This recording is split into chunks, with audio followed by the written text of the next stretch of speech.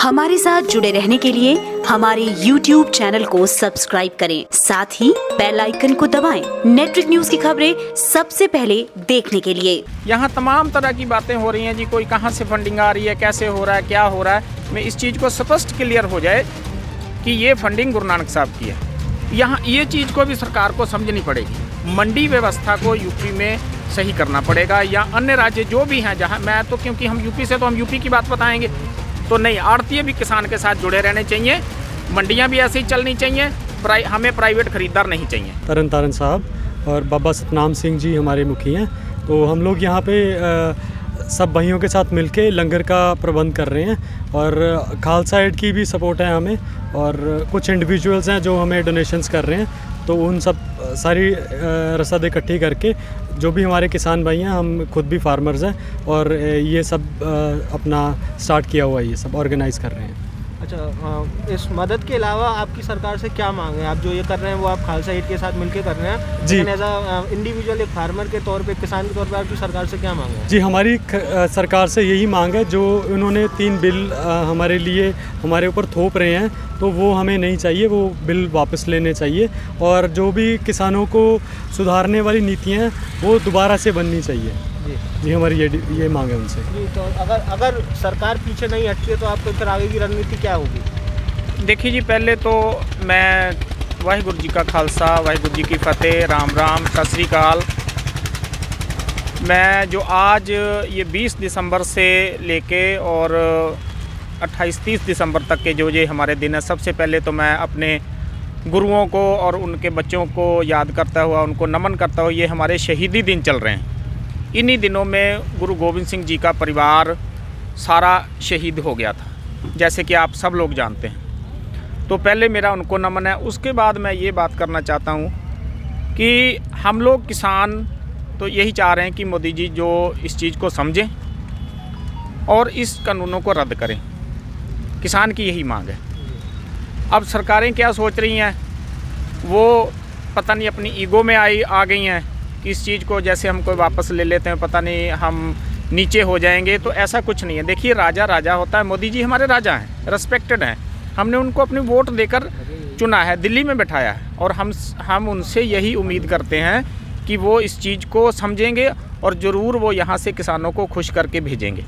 बाकी बात आती है, देखिए कि जैसे पूछा जाता है कि ये लंगर कैसे चल रहे हैं या डोनेशन कहाँ से आ रही, ये एक चीज़ मैं यहाँ से ये क्लियर करना चाहूँगा कि ये गुरु नानक साहब की मर्यादा है। गुरु नानक साहब ने ननकाना साहब पाकिस्तान में 20 रुपये का लंगर चलाया था, ठीक है जी।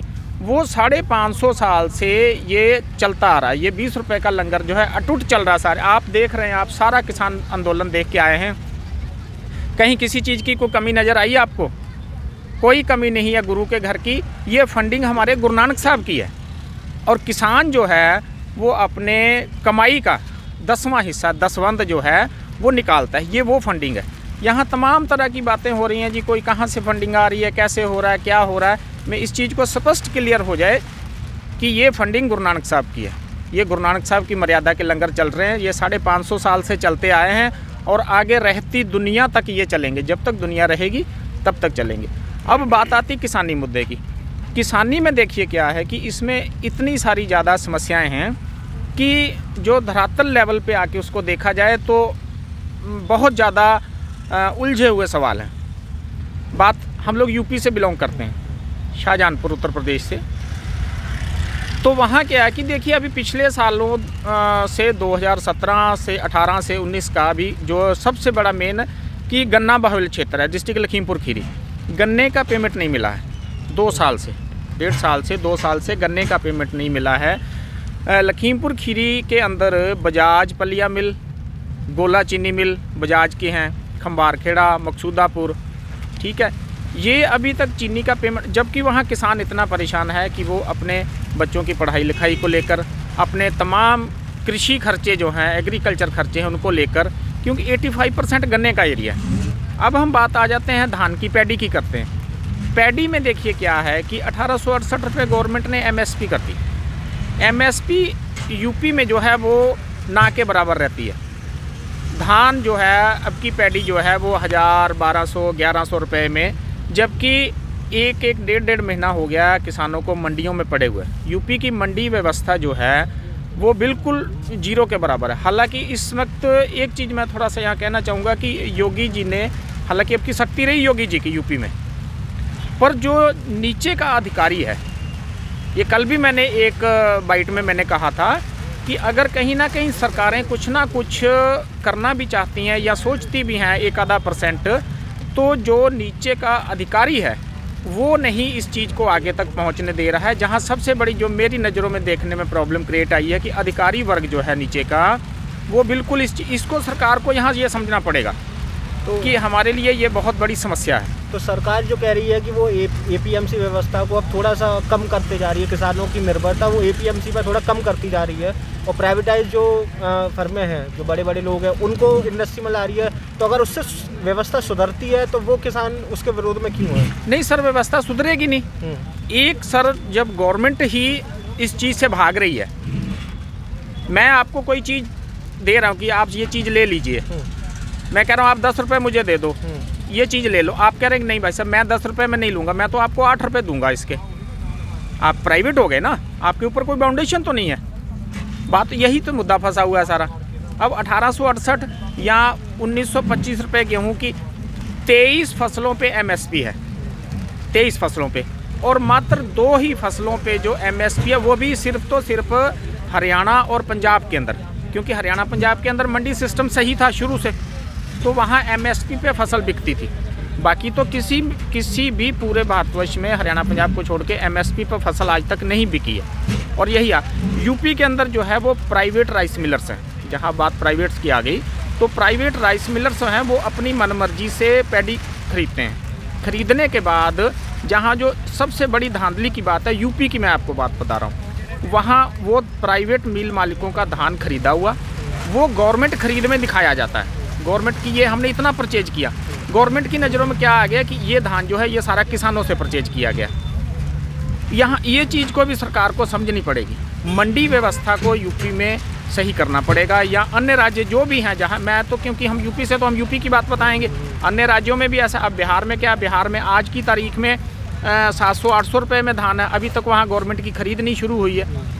तो ये सिस्टम्स हैं भाई, सब ज़मीनी हकीकत पे आना पड़ेगा, ज़मीनी हकीकत को समझ के फिर आगे की बात चलेगी। अच्छा, सरकार एक आरोप लगा रही है कि वो आड़तियों को इस तरीके से, मतलब उनको दिखा रही है कि वो बिचौलिए हैं, वो किसानों का हक मारते हैं। तो वो जब आड़ती सिस्टम अगर सरकार ख़त्म करना चाहती है तो उससे किसानों को क्या दिक्कतें सामने आएंगी?